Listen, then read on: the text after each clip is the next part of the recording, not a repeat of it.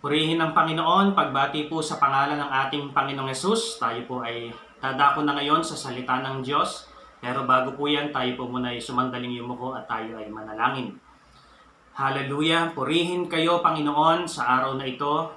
Nagpapasalamat kami sapagkat binigyan ninyo kami ng pagkakataon para kami ay sumamba sa pamamagitan ng pakikinig ng inyong mga salita. Lord, ang sabi ng inyong salita, na ito ay katotohanan, O Diyos. Kaya nagpapasalamat kami. Ang inyong Espiritu, Panginoon, ay tumulong sa amin. Lord, hinihiling namin, Panginoon, ito dahil ang sabi ng inyong salita, ang inyong Espiritu lamang ang nakakaunawa ng malalim na bagay patungkol sa inyo. Kaya banal na Espiritu, patuloy niyo kaming lukuban, Panginoon, ng inyong kapangyarihan upang maunawaan namin, Panginoon, ang inyong mga salita sa umagang ito. Salamat po, Ama. Purihin po kayo sa pangalan ng aming Panginoong Hesus. Amen. Purihin ng Panginoon. Bago po tayo mag-umpisa, ay hayaan natin na basahin natin ang salita ng Diyos sa aklat ng Juan, Kapitulo 15, talatang 26 hanggang 27. Sa aklat ng John chapter 15, verse 26 and 27. At ganito po ang sinasabi. Sa verse 26, ganito po, pagkatapos sinabi ni Jesus, ipapadala ko sa inyo ang banal na Espiritu mula sa Ama, siya ang tagatulong ninyo at tagapagturo ng katotohanan. Pagdating niya, magpapatotoo siya kung sino talaga ako. Kayo rin ay dapat na magpatotoo tungkol sa akin dahil kasama ko na kayo mula pa noong una. Okay, so dito po sa binasa natin ay napakaliwanag kasi lalong-lalo na sa panahong ito, alam nyo, napapanahon ang mensaheng ito dahil sa mga kabataan, no? Tayo na mga anak ng Diyos, lalong-lalo na kayo ng mga kabataan, ang kaaway ay talagang galit na galit sa inyo, no? Lalong-lalo sa inyong mga kabataan dahil ang totoo, sasabihin ko na sa inyo ang totoo, na ang kaaway ay natetreten sa inyo, no, na mga kabataan dahil pag kayo ay nagtalaga ng inyong buhay sa Diyos at ipinagamit ninyo yung buhay ninyo sa Kanya, tiyak na ang kaaway ay mayayanig yung kanyang kaharian kasi malaki ang magagawa, lalong-lalo na kayo mga kabataan ay mahaba pa ang lalakbayin ng buhay ninyo sa mundong ito sapagkat napakarami pa ng pwede ninyong magawa, lalong-lalo na kung itatalaga natin yung buhay natin sa Diyos. Yung pagkagamit sa inyo ng Panginoon, kung makikilala lang natin ang Panginoon ng totoo, ay tiyak na magagamit tayo ng Panginoon. Ngayon, dito sa binasa natin, ang mundong ito ay punong-puno ng kasinungalingan, maraming mga peke, sa panahong ito. Ganon din, maraming kaguluhan at mga paghihirap at lalong-lalo na napakarami ng tukso, lalong-lalo na sa mga kabataan. Hindi lang sa mga kabataan, kundi sa lahat ng mga tao, ay itong mga bagay na ito ay nakapalibot lang sa atin sa buong panahon. Hindi natin maa-assure yung ating buhay maliban na tayo ay manatiling matatag sa pananampalataya natin sa Panginoon. Kaya nga, dito sa binasa natin, sinabi ng Panginoong Hesus, alam nyo, hindi ito sasabihin ng Panginoong Hesus kung hindi mahalaga na tayo dapat ay sinasamahan ng Espiritu ng Diyos. Dito ay in-emphasize ng Panginoong Hesus na sabi dito, ipapadala sa inyo ang banal na Espiritu mula sa Ama. Siya ang tagatulong. Take note po. Napakahalaga dahil sa ang Panginoong Hesus ay umakyat na sa langit, ay hiniling niya na ang banal na Espiritu ay bumaba para doon sa mga tao na sasampalataya para ma-preserve yung kanilang buhay para sa Panginoon. Lalong-lalo na kayong mga kabataan, alam nyo, kayong mga kabataan, ang kaaway ay gusto niyang sirain, wasakin yung buhay ninyo at ang gusto ng kaaway ay mamuhay kayo sa kasinungalingan. At marami pang iba na kayo ay matukso at pagka natukso, nagkamali tayo ay mahihirapan na tayong makabalik at magamit ng Panginoon. Ngayon, kaya napakahalaga ng banal na Espiritu na alam nyo, napakabuti ng Panginoon. Kasi ang Holy Spirit ay ipinadala sa atin ng Panginoong Jesus para tiyakin na tayo ay makakarating sa langit. Hallelujah. Sabihin mo nga sa katabi mo, nasa sayo ang Espiritu ng Diyos, kaya gustong tiyakin ng Diyos na ikaw ay makarating sa langit. Hallelujah. Sige po, sabihin mo sa katabi mo, napakahalaga nito na maintindihan natin ito.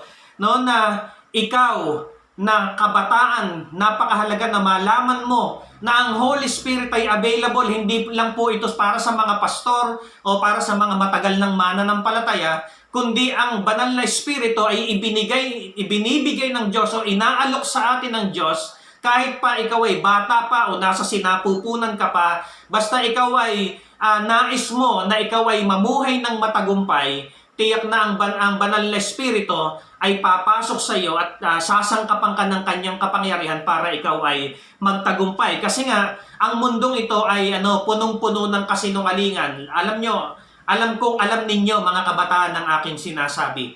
No? At alam ko, lalong-lalo na yung mga kabataan ay talagang pagdating sa katotohanan, ay hirap tayong magsabi ng katotohanan. Ganon din, yung maraming mga peke dito sa mundong ito, yung fake, no? Yan man ay lalong-lalo na yung mga pinagtatawanan natin yung mga product ng China, no? Kasi bakit? Alam natin na ito ay hindi totoo. Napakarami, no? At makakakita kayo, pati yung mga kaibigan o mga kabarkada na sinasamahan mo, meron dyan na mga talagang hindi naman totoong kaibigan sa iyo. No? Ganon din, may maraming kaguluhan, mga paghihirap at mga tukso sa panahon ng ito. Ngayon, ang sabi ng salita ng Diyos ay ipinadala sa atin ang Espiritu ng Diyos. Sabihin mo nga sa katabi mo, kinakailangan mo ang Espiritu ng Diyos. Sige po, sabihin mo sa katabi mo, kailangan mo ang Espiritu ng Diyos. O, idiin mo, sabihin mo, hindi ka magtatagumpay kung wala ang banal na Espiritu sa buhay mo. Hallelujah. Okay, so dito ay binigyan ng Panginoon ng emphasize. Sabi dito, ipapadalo ko sa inyong banal na Espiritu mula sa Ama, siya ang tagatulong nyo. No? Sa English ay comforter. No, pag sinabing comforter, tiningnan ko sa dictionary ang ibig sabihin ng salitang comforter na ginamit dito sa salitang ito, at ang ibig sabihin po niya ay someone, no, na sabi dito ay someone urgently called on to be present, especially as a dependent or witness in a law court. No, ibig sabihin, ito daw ay yung isang tao na kapag ka tinawagan mo, laging present, no? Laging nandyan kahit sa panahon na kinakailangan, lalong-lalo na para daw itong mga defendant, ibig sabihin parang attorney, o kaya ay parang witness na sa isang kumbaga pagtitipon sa korte, ano? Sabi pa dito, someone to be present at the particular place.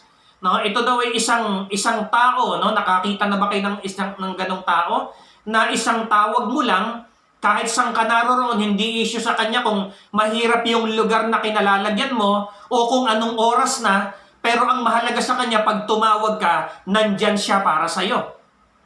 'Di ba? Yung mga lalo na yung mga kabataan ay yan yung lagi nating kailangan, di po ba? No, yung mga kabataan, kaya nga tayo palaging naghahanap ng mga barkada, mga kaibigan, kasi ang iniisip natin, gusto kong ma-comfort yung buhay ko. Dahil marami tayong mga tukso at maraming mga paghihirap, no, kaguluhan sa pamilya, no, mga peking mga tao, no, na pagka natuklasan natin na ganun sila, o kaya naman ay dumadaan tayo sa mga paghihirap nang gusto nating magkaroon ng magko-comfort sa atin, na ang binanggit nga rito ay someone to be present at a particular place. Yung bang kahit saan ka naroroon, kahit pa ikaw ay nasa gitna ng liblib na lugar at wala kang kasama, pag tinawagan mo, handang pumunta roon at anytime, no? Kahit pa anong panahon yan, kahit pa yan ay hating gabi, madaling araw, no? Ngayon, mahihirapan tayong maghanap ng ganyang mga tao. Pero ang Holy Spirit ay binabanggit ng salita ng Diyos na siya ang magiging someone to be present, no, natin at a particular place, saan ka man naroroon, and a particular time, no, kahit kailan man yan na kinakailangan. No, ang isa pang ibig sabihin niya ay reinforcement. No, yung reinforcement, ito ay ginagamit lamang sa mga sundalo, no? Pag sinabing reinforcement, maaaring yung isang grupo ay under attack, no? Halimbawa, ikaw ikaw ay under attack. No, pag sinabing ikaw ay under attack, ay ikaw ay ang kaaway ay inaatake ka o nandun ka sa gitna ng labanan, no? At kailangan nung tumawag ka bilang ikaw ay sundalo, kailangan mo ng reinforcement. No, yung reinforcement, ito ay isang grupo, no, sa sundalo, no, na ipapadala ng higher authority, papadala para ikaw ay tulungan doon sa sitwasyon mo. Mga kapatid, yun po ang picture, no, yun ang picture ng binabanggit dito as a comforter ng banal na espiritu.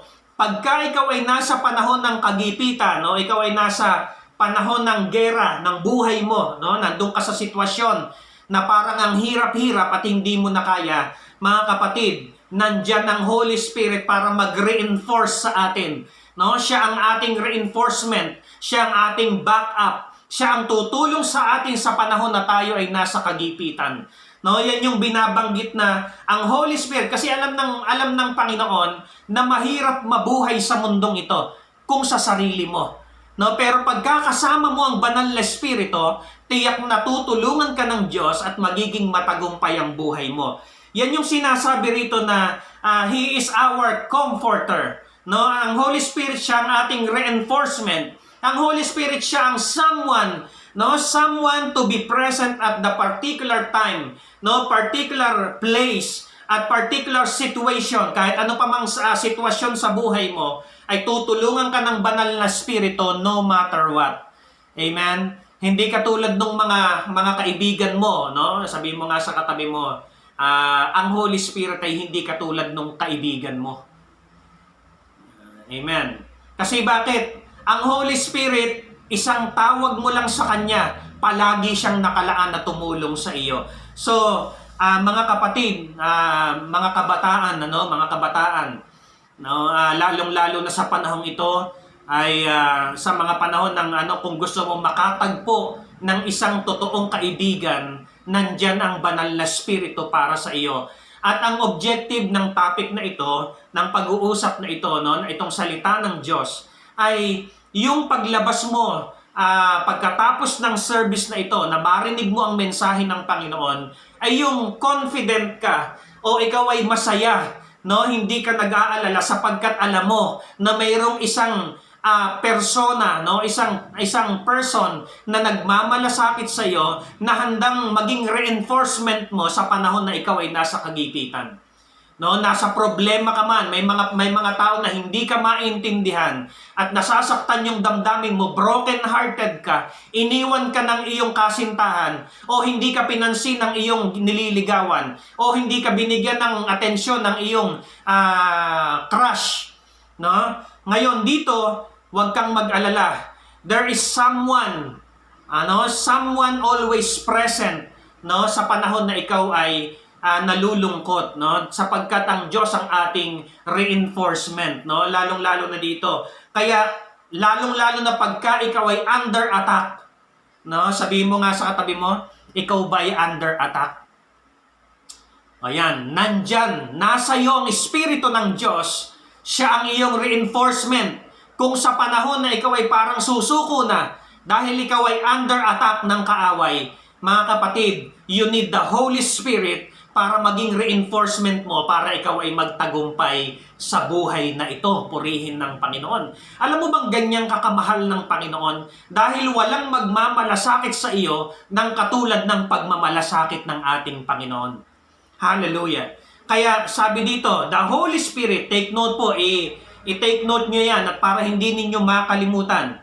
No, sabi dito, the Holy Spirit is your reinforcement. Someone always present at any situation. Amen. At any situation. No, sabi dito, the Holy Spirit is your reinforcement, someone always present at any situation.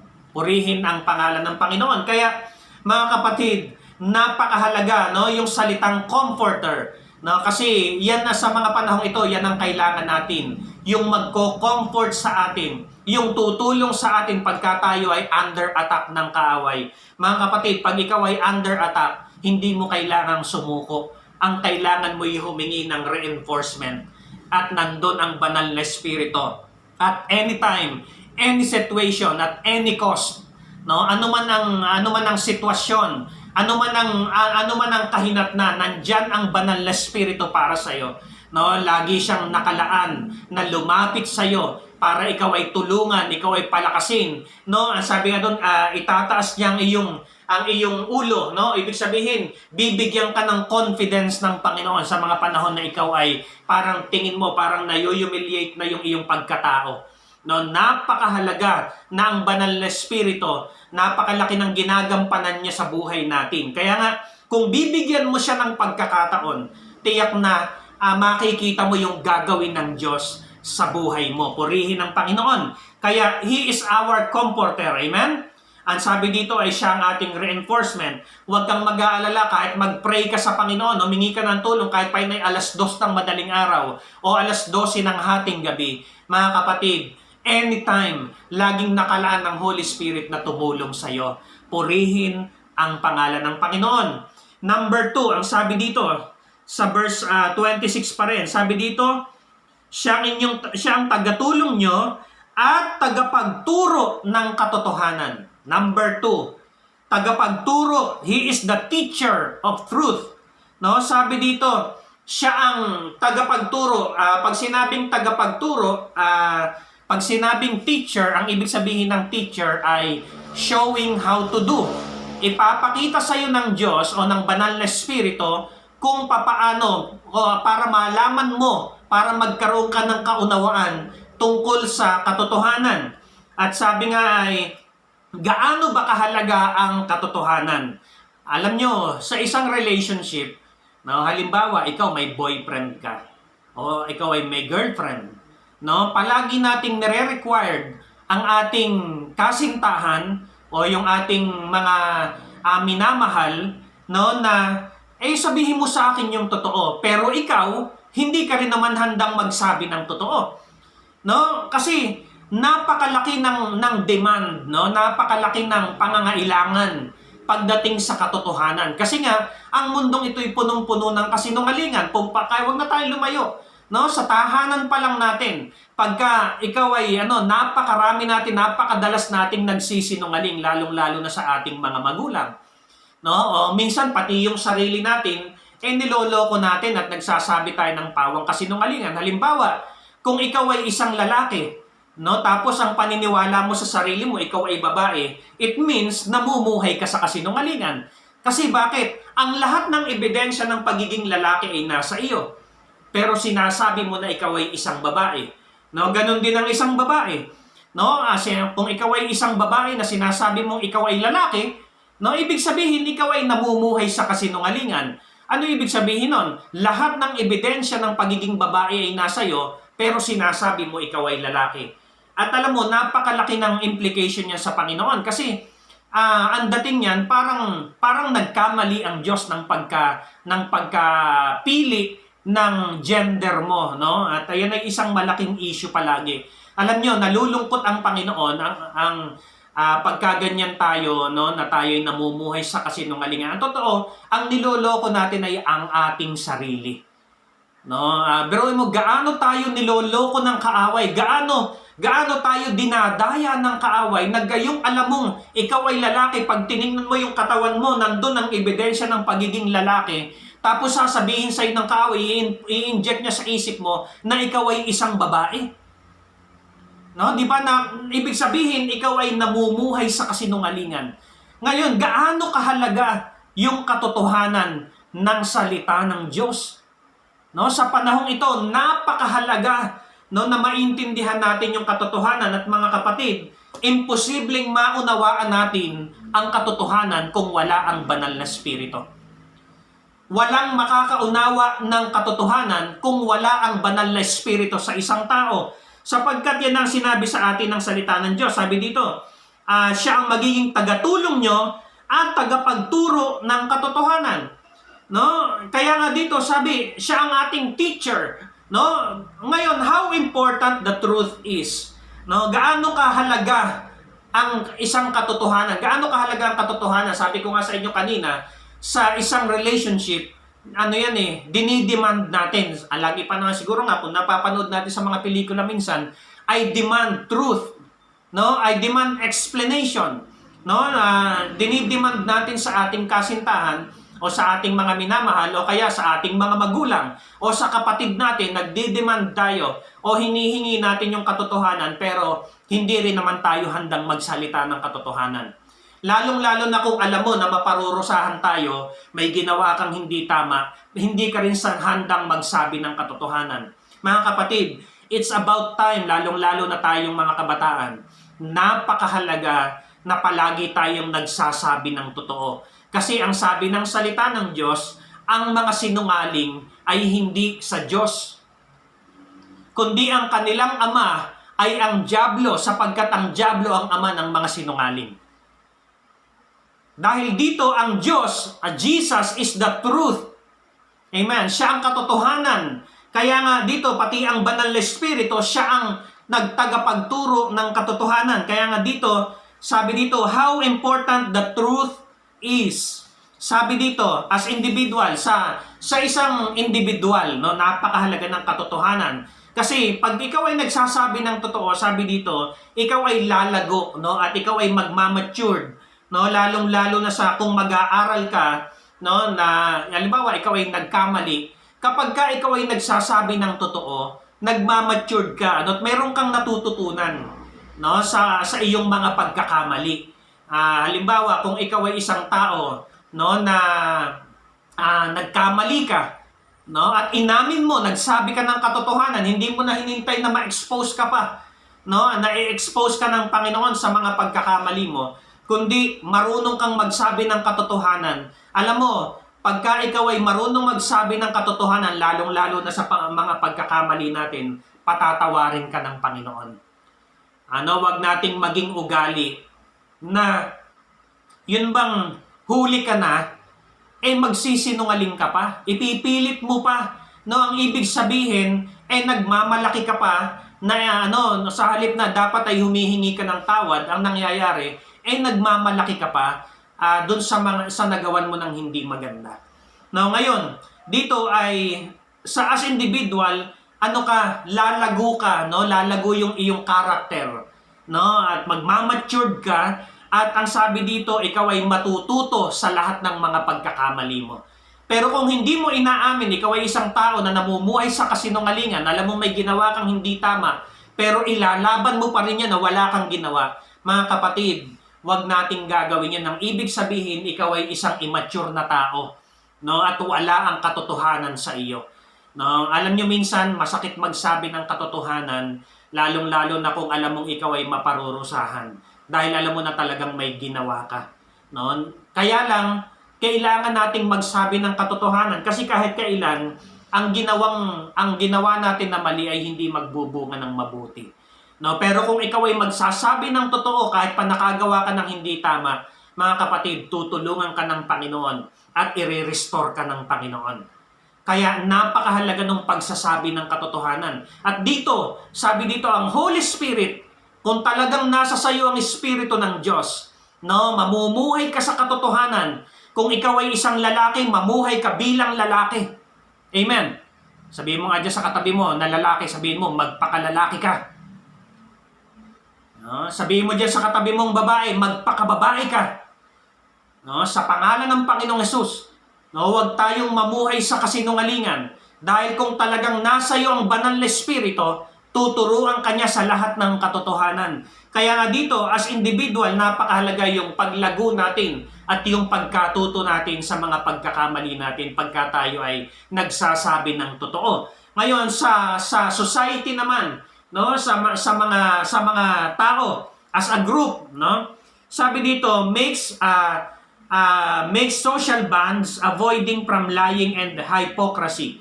No, dito, gaano kahalaga ang katotohanan pagdating sa hindi na individual, ito yung halimbawa sa pamilya. Pagka halimbawa o ikaw ay kasama sa isang pamilya, pagka ikaw ay nagsasabi ng totoo, tumitibay ang ating samahan, no, bilang pamilya. O kaya sa mag-asawa, sa mag-boyfriend, no, sa mag-girlfriend, at ganoon din sa magkakapatid, no? Kapag lalong-lalo na sa mga magkakaibigan, kapag tayo ay nagsasabi ng katotohanan, lalong nagiging intact yung ating relationship sa bawat isa, no? At dito na nababawasan yung kumbaga natatanggal yung naiiwas tayo sa kasinungalingan at ganoon din sa pagiging hipokrito. No, alam niyo yung hipokrito? No, yung magandang sinasabi pero pagtalikod ay ang ganda mo, pero sa isip niya napakapangit ng lipstick niya, nakalaman naman po sino pangit naman ang kulay ng lipstick. Wow, ang ganda ng buhok mo kulot-kulot naman siguro, napakaraming kuto niyan kaya yung ganyan. Yung hypocrisy, no, yan ay bunga ng kasinungalingan. No, ibig sabihin namumuhay tayo sa kasinungalingan. Maganda yung sinasabi mo, pero at the back of your mind, meron kang sinasabing hindi maganda tungkol dun sa iyong kaibigan o kung sino man yung kasama mo. At yun ay nagbibigay ng lamat sa isang relationship. No, kaya napakahalaga ng katotohanan, yung hypocrisy, maiiwasan natin 'yan. Kung gusto mong makatagpo ng isang totoong kaibigan, kailangan magsabi ka rin ng katotohanan. No, maigi pa 'yung sinabi mong, "Oy, may kulangot ka." No, kaysa naman, "Ay, napakaganda mo naman," tas hindi mo sinabi na meron pala siyang dumi sa kanyang mukha. No, at hinintay mo pa na mapagtawanan siya. No, kumbaga, alam niyo yung pagiging hypocrisy ay parang ang ganda ng pakikisama mo sa kanya. Sa madaling salita, plastic. No? Makakaiwas ka dun sa mga taong plastic kapag ikaw ay nagsasabi ng totoo, namumuhay ka sa katotohanan. Ngayon, kung gusto mong magkaroon ka ng maraming kaibigan na hindi plastic, umpisahan mo sa buhay mo. No, kailangan mo ang banal na espiritu kasi unless na nasa atin ang espiritu ng Diyos, lagi tayong mamumuhay sa kaplastikan. No? Kasi dito hindi natin mauunawaan ang katotohanan kung wala sa atin ang banal na espiritu. No? At ang objective ng topic na ito ay pagkatapos nating mapakinggan ang mensaheng ito, no, mga kapatid, una, mamuhay tayo na alam natin with confidence, no, na alam mo na mayroon kang reinforcement sapagkat mahal ka ng Panginoon. Pangalawa, ang gusto ng Diyos, mamuhay ka sa katotohanan. No, yung mamuhay ka ng inline, no, sa salita ng Diyos, sa katotohanan ng Diyos. No, napakahalaga niyan kasi para kapag namumuhay tayo sa katotohanan, una, pinapatibay natin yung ating relasyon sa Panginoon. Kasi imposible na mapasaya natin ang Diyos kung tayo ay sinungaling. No, mga kapatid, kailangan natin ng Holy Spirit kasi hindi tayo makakapamuhay sa katotohanan kung wala sa atin ang banal na espiritu. So, kailangan hilingin mo sa Diyos, Panginoon, tulungan ninyo ko. Alam niyo kung gaano kahalaga ang Holy Spirit sa ating buhay. Mga kapatid, pagka wala sa atin ang Holy Spirit, walang tutulong sa'yo pag nandito ka sa mundong ito. Wala kang reinforcement pagka under attack ka ng kaaway. Pangalawa, lahat ng kaharap mo, mga kapatid, tingnan mo yung katabi mo. Tingnan mo, may mga pagkakataon plastic yan. Maniwala ka sa hindi. Kasi bakit? Pagka wala sa atin ang banal na espiritu, mabubuhay tayo sa hypocrisy. At isa pang halimbawa ng hypocrisy ay yun bang naipakikita mo sa iba na parang masaya ka. Pero deep inside, alam mo sa sarili mong malungkot ka. Hypocrisy o kaplastikan. No, mga kapatid, hindi mo kailangang maging plastic. Dahil pagka ikaw ay nasa sayo ang banal na espiritu, talagang magkakaroon ka ng joy sa puso mo. Dahil the fruit of the Spirit is love, joy. No? Magkakaroon ka ng peace, patience, kindness, goodness, gentleness, no? Goodness and self-control. No? Yung mga bagay na yan ay makukuha mo sa banal na espiritu. So, hindi mo kailangang maging plastic, no? Kung ikaw ay wala sa iyo ang banal na espiritu, talagang palagi kang mamumuhay. Akala mo, pag umarap ka sa mga tao, parang okay na okay ka. Pero pagka wala ka ng kaharap na tao at mag-isa ka na lang at nakahiga ka na lang at minumuni-muni mo ang iyong buhay, mararamdaman mo na talagang malungkot ka. No, hindi ka totoong masaya. Ang ibig sabihin nun, kailangan mo ang banal na espiritu sa buhay mo. Dahil pag wala sa iyo ang banal na espiritu, kailanman mamumuhay ka sa isang kasinungalingan, no, na akala yung pinipilit mong magmukhang masaya, pero hindi ka naman talaga masaya. Amen? No, napakahalaga, no, ng pagsama ng banal na espiritu sa atin. Pangatlo, no, sabi dito, the Holy Spirit witness about Jesus, no? Ibig sabihin, ang banal na espiritu, sabi kasi dito sa Tagalog, pagdating niya, magpapatotoo siya kung sino talaga ako, no? Napakaganda nito sa 1 Corinthians chapter 12, no? Basahin ko muna ito. 1 Corinthians chapter 12. Ganito po ang sabi. Verse 3. Amen. Hallelujah. Ang sabi dito, 1 Corinthians chapter 12 verse 3, ganito po ang sabi. Kaya gusto kong malaman ninyo na walang taong pinapatnubayan ng Diyos ang magsasabi, sumpain si Jesus. At wala ring taong makapagsasabi na si Jesus ay Panginoon kung hindi siya pinapatnubayan ng banal na espiritu. Napakasimple lang yan. Ano po? Ang sabi ni Apostol Pablo sa Corinto, sa mga taga-Corinto, ang sabi dito, kung talagang ikaw ay pinapatnubayan ng espiritu ng Diyos, no? Kung talagang nasa iyo ang espiritu ng Diyos, hindi mo raw sasabihin na sumpain si Jesus o kaya ay hindi Diyos si Kristo. Hello? Lahat ba tayo naniniwalang si Kristo ay Diyos? Amen? Yan po ang ating paniniwala, no, sa Colossians 2:9. No? Basahin niyo po yun. Ngayon, dito, ang sabi dito, kung talagang nasa sa iyo ang espiritu ng Diyos, hindi mo sasabihin na sumpain si Jesus o hindi mo na kailangan si Jesus o hindi Diyos si Kristo. Hindi mo sasabihin yon kung nasa iyo ang espiritu ng Diyos. Ngayon, kung sinasabi mo daw naman na sabi dito, kung sinasabi mo naman daw na si Jesus ay Diyos at si Jesus ay Panginoon, hindi mo rin daw masasabi yon kung wala sa iyo ang banal na espiritu. No, so it means, ang sabi diyan ay, we will not recognize and understand the truth without the Holy Spirit.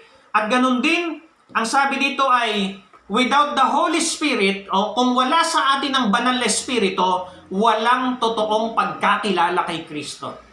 Hello? Hindi mo pwedeng sabihin na kilala mo si Kristo kung wala sa iyo ang banal na espiritu. Hindi mo makikilala ng totoo si Kristo kung wala sa iyong banal na espiritu. Amen. Naalala nyo, isang pinakamagandang halimbawa niyan ay yung mga alagad. No? Kung maaalala ninyo, nung nabuhay ang Panginoong Hesus, pumili siya ng 12 alagad at mayroon pa silang kasama na more or less yung mga tagasunod ng Panginoong Hesus ay umabot sa 500 katao. No, ngayon yung mga alagad, 3.5 years nilang nakasama ang Panginoong Hesus. Pero hindi nila ganun nakilala si Kristo. Hindi nila ganun nakilala ang ating Panginoong Hesus. Bakit? Napakaraming pagkakataon, no, na sila ay nag-iinisan pa. Meron pa nga nag-iinggitan doon eh.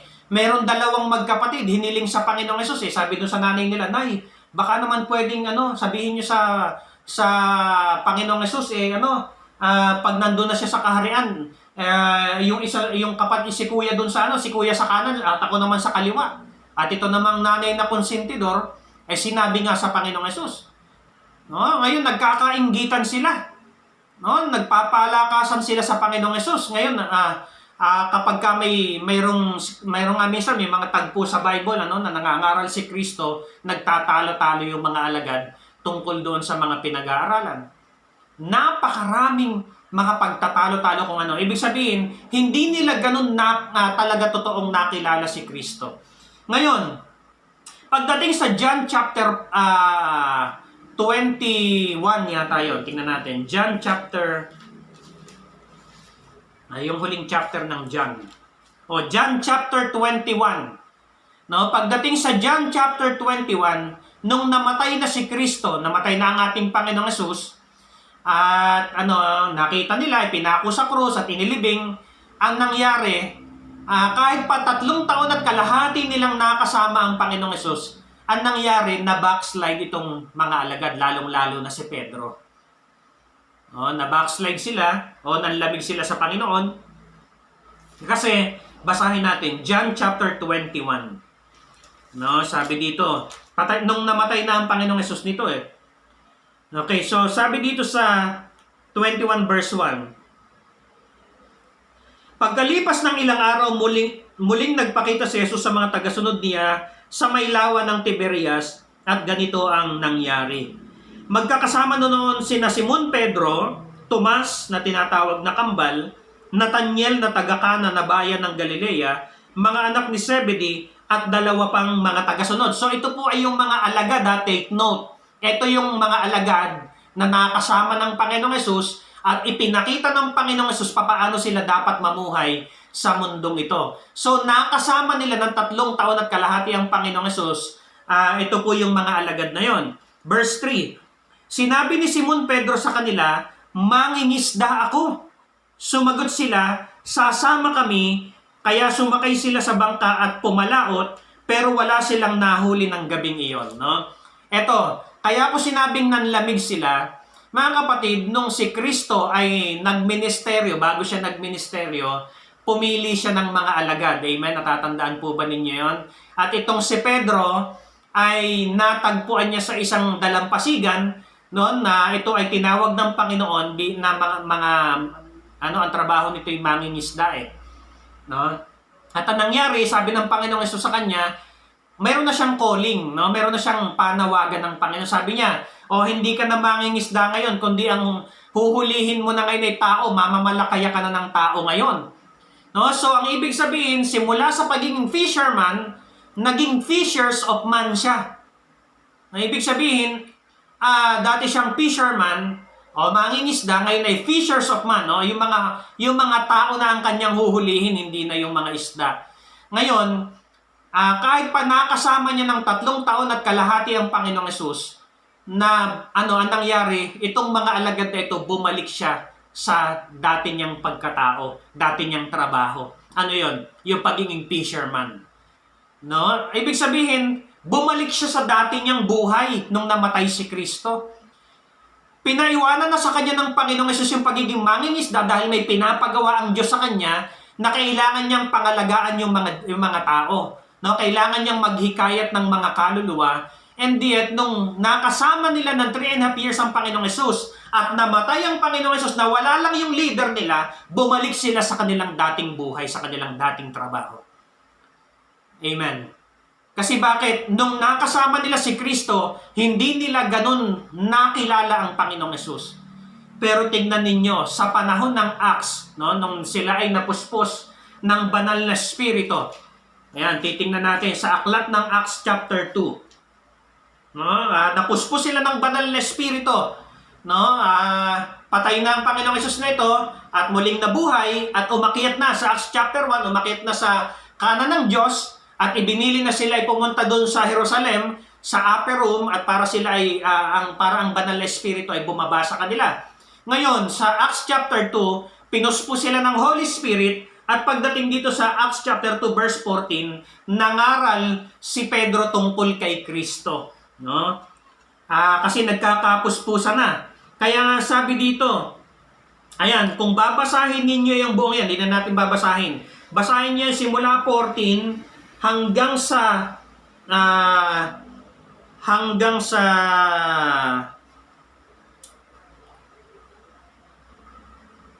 42. Hanggang 42, basahin ninyong maigi yan. Nung sila'y napuspos ng Espiritu ng Diyos, nagkaroon sila ng hindi pangkaraniwang pagkakilala kay Kristo. Ano ibig sabihin? Mga kapatid, kung babasahin niyo yan, ang ipinapangaral ni Pedro ay yung buhay ni Kristo. Samantalang nung kasama nila si Kristo, hindi nila nakikilala talaga ang Panginoong Hesus nung time na yon. Pero nung napuspos sila ng Espiritu ng Diyos, Nangaral sila at ang pinapangaral nila ay kung papaano nila nakilala si Kristo at ang nangyari, isang sermon ni Pedro, 3,000 ang naligtas, purihin ng Panginoon. Dahil pag nagkaroon ka ng totoong kaunawaan tungkol kay Kristo sa pamamagitan ng Espiritu ng Diyos, isang sermon mo lang maraming sasampalataya sa Panginoon. Kaya dito mga kapatid, walang totoong pagkaunawa kay Kristo kung wala sa iyo ang Espiritu ng Diyos. Hindi mo siya makikilala. At ang isang patunay niyan ay sila Pedro. No, nung kasama nila ang Panginoong Hesus, no, marami silang pinagpray na gumaling, pero pagdating na sila'y napuspos ng Espiritu, no, kapag ka sila'y naglalakad, no, nadadaanan lang nila ng anino nila yung mga may sakit, pero gumagaling sa pangalan ng Panginoong Hesus. Purihin ng Panginoon. Kailangan natin yung ganong pagkakilala kay Kristo para hindi tayo bumalik sa dati nating buhay. No? Pero makukuha lang natin yung ganong pagkakilala kay Kristo kung nasa sa atin ang Espiritu ng Diyos, mga kapatid. Alam nyo, minsan kaya tayo tumatalikod sa Diyos at iniiwanan natin yung panawagan ng Diyos sa buhay natin. No? Iniiwanan natin ang Panginoong Hesus, nanlalamig tayo sa pag-ibig natin sa Diyos kasi hindi natin kilala ang Panginoong Hesus. Mga kapatid, mga kabataan, ini-encourage ko kayo, be filled with the Holy Spirit. Mapuno kayo o mapuspos kayo ng banal na Espiritu. At kapag ka napuspos kayo ng banal na Espiritu, magkakaroon ka ng hindi pangkaraniwang pagkaunawa tungkol kay Kristo. Dahil ang sabi dito, ang Holy Spirit, no, ang Holy Spirit, siya ang magpapatotoo tungkol kay Kristo. Siya ang magpapaliwanag sa iyo kung papaano nabuhay si Kristo. At ang Holy Spirit din ang magtuturo sa iyo papaano mo gagayahin yung pamumuhay para kay Kristo. Purihin ng Panginoon. Kaya mga kapatid, napakahalaga, no, na tayo ay kumilala. Kilalanin natin ang banal na Espiritu sa buhay natin. Kasi dito, sabi dito, kailangan nating makilala ng totoo si Kristo. Kailangan nating makilala si Kristo ng higit pa ron sa pagkaalam natin sa panahong ito. Sa ngayon, yung level mo ng pagkakilala kay Kristo. At makukuha mo lang yon kung ikaw ay puspos ng Espiritu ng Diyos. Hallelujah. Purihin ng Panginoon. Dahil kahit anong gawin natin, hindi natin makikilala si Kristo kung wala sa atin ang banal na Espiritu. Hindi mako-contain ng isip natin kung sino si Kristo, kung papaano siya namuhay sa mundong ito. Pero kung nasa sayo ang Espiritu ng Diyos, mga kapatid, tiyak na ituturuan ka, i-empower ka ng Panginoon, ng Holy Spirit, bibigyan ka niya ng anointing, ng kapangyarihan, at ituturo niya sa iyo yung katotohanan kung papaano nabuhay si Kristo, dahil yung Holy Spirit mismo ang tumulong sa Panginoong Hesus nung siya ay naririto sa lupa. Kung papaano nabuhay si Kristo sa mundong ito, no, kasama ang banal na Espiritu. Kung ang Panginoong Hesus mismo ay namuhay sa mundong ito sa tulong ng banal na Espiritu, lalong-lalo na tayo, lalong-lalo na kayong mga kabataan. Dahil pag hindi ka napuspos ng Espiritu ng Diyos, mga kapatid, ang kaaway ay yung lahat ng empty space sa puso mo, ay ang kaaway ang magi-input ng kung ano-ano diyan. Bibigyan kanya ng kaguluhan, bibigyan kanya ng maling mga kaisipan, no, ng maling pamumuhay, maling pag-uugali, no, at lahat ng mga kasinungalingan sa mundong ito ay i-input niya sa iyo pag hindi ka puspos ng Espiritu ng Diyos. Hallelujah. Kaya napakahalaga na tayo ay mapuspos ng Espiritu dahil bakit? Siya ang ating reinforcement. Kapag ka ikaw ay under attack ng kaaway, you need reinforcement. And that reinforcement is the Holy Spirit Himself. Hallelujah. Siya yung ating reinforcement. Amen. Parang mga sundalo. No, hindi kanya pababayaan. Pagka ikaw ay under attack, hindi siya manonood lang sa'yo habang ikaw ay inaatake. Kundi ikaw ay poprotektahan ng Holy Spirit. Bibigyan kanya ng kapangyarihan para lalo kang lumaban. At ganun din, pangalawa, He is the teacher of truth. Tuturuan ka niya ng lahat ng katotohanan. No? Yung katotohanan, yun ang magpapalaya sa iyo. Pag tayo namuhay sa katotohanan, tiyak na lalaya yung buhay mo at sasamahan ka ng banal na espiritu, yung katotohanan na tinatayuan mo, no, na ipinamumuhay mo, yan ang magdadala sa iyo sa buhay na walang hanggan. Hallelujah. At yung magtuturo niyan sa iyo ay ang banal na espiritu. Sabi ng salita ng Diyos. At ang sabi pa dito sa pangatlo, ang Holy Spirit, siya ang tutulong sa iyo para talagang makilala mo si Kristo sa buhay mo. Hindi lang yung kung ano man yung level ng pagkakilala mo ngayon, kundi makikilala mo ang Panginoong Hesus ng hindi pangkaraniwan at malalaman mo paano siya namuhay sa mundong ito. At ang Holy Spirit din ang tutulong sa iyo para makapamuhay ka ng katulad ni Kristo sa mundong ito. Purihin ng Panginoon. Hallelujah. Dahil ang gusto ng Diyos ay maging kawangis tayo ni Kristo. Alam niyo ba, kaya gusto ng Diyos na maging kawangis tayo ni Kristo? Dahil si Kristo ang sinisintang anak ng Diyos. At kaya gusto ng Diyos na maging kawangis tayo ni Kristo to His likeness. Dahil sa gusto ng Diyos na ibuhos sa atin ang kanyang pag-ibig. Katulad ni Kristo. Ang Diyos Ama, sabi ng Diyos Ama kay Kristo, ito ang aking anak na lubos kong kinalulugdan. At ganun din ang gustong gawin sa atin ng Panginoon. Na mamuhay tayo ng katulad ng kay Kristo para masabi din ng Diyos Ama, ito ang aking mga anak. Ito ang aking mga anak na lubos kong kinalulugdan. Hallelujah. Dahil gusto ng Diyos na tayo ay ibigin ng full blast, no? Na yung talagang without measure na pag-ibig ang gustong ibigay sa atin ng ating Panginoon. Kaya mga kapatid, sa oras na ito, no, napakahalaga na maunawaan natin gaano kahalaga ang banal na espiritu sa buhay natin. At nawa, mga kapatid, sa oras na ito ay maunawaan natin pagkatapos ng gawain ito, no, ay ma-realize natin gaano kahalaga ang banal na espiritu. Mga kapatid, hindi tayo magtatagumpay ano man ang gawin natin sa mundong ito. Hindi tayo magtatagumpay kung wala sa atin ang ating Diyos, ang banal na espiritu sa ating buhay. Purihin ang Panginoon. Tayo po'y manalangin. Hallelujah. Purihin kayo, Panginoon. Hallelujah. Lord, sa oras na ito, dalangin ko, Panginoon, ang mga kabataang ito, Panginoon. Lord, Holy Spirit, ipaunawa ninyo sa kanila, Panginoon, kung gaano kahalaga, O Diyos, na kayo ay nasa loob namin, Panginoon. Lord, dahil alam namin, O Diyos, pinagmamalasakitan nyo ang bawat isa sa amin. Lord, itong mga kabataan na ito sa pangalan ng Panginoong Hesus. Lord, bautismuhan ninyo sila ng inyong Espiritu sa pangalan ng Panginoong Hesus. At tanggapin nila ang anointing power ng banal na Espiritu, O Diyos, upang, Lord, makapamuhay sila ng matagumpay at naaayon, Panginoon, sa kalooban ninyo sa mundong ito. Alam namin ang mga kabataang ito, Panginoon, ay humaharap sa maraming temptation, Panginoon.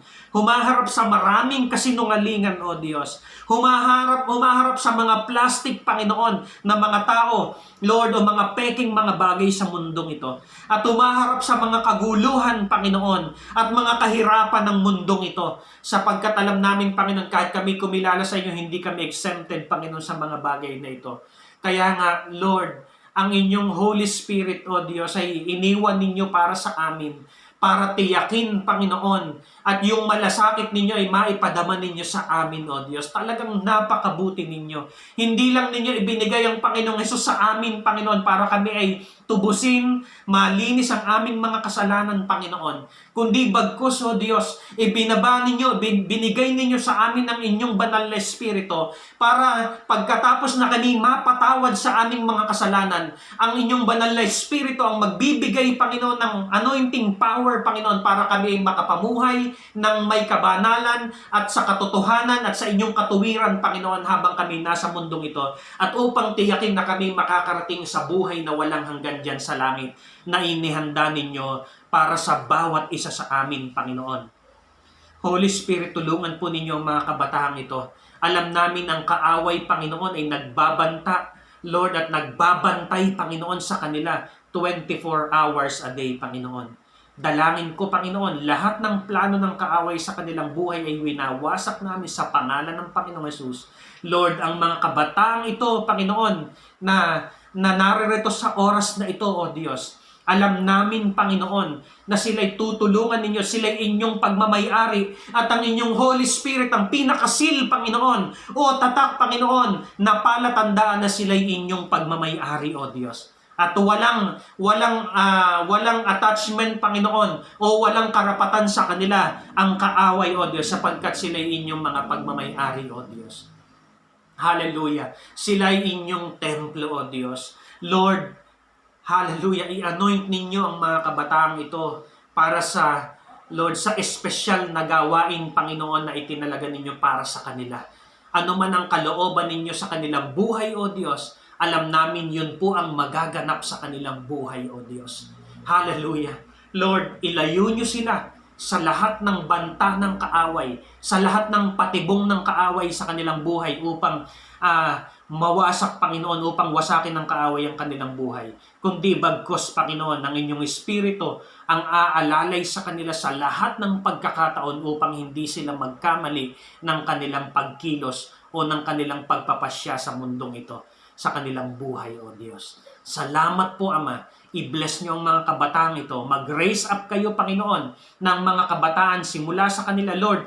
Ang bawat kabataang ito, Panginoon, ay i-anoint ninyo sa oras na ito, Panginoon. At sasangkapan ninyo ng inyong kapangyarihan sa pangalan ng Panginoong Hesus upang sila'y magtagumpay at maging malaking patutuo, Panginoon, ng pagbabago, Lord, at ng kapangyarihan ninyo para sa kanilang buhay, O Diyos. At para sa kaluwalhatian din, Panginoon, ng inyong banal na pangalan, O Diyos. Salamat po, Ama. Purihin kayo, Panginoon. Purihin po kayo. Ito po ang aming dalangin sa pangalan ng aming Panginoong Hesus. Amen. Purihin ng Panginoon. At magpakatatag tayo, magpatuloy tayo, patuloy nating nasain ang pagsama sa atin ng banal na Espiritu at pagpalain tayong lahat ng ating Panginoong Hesus. God bless po sa inyong lahat. God bless po. Amen.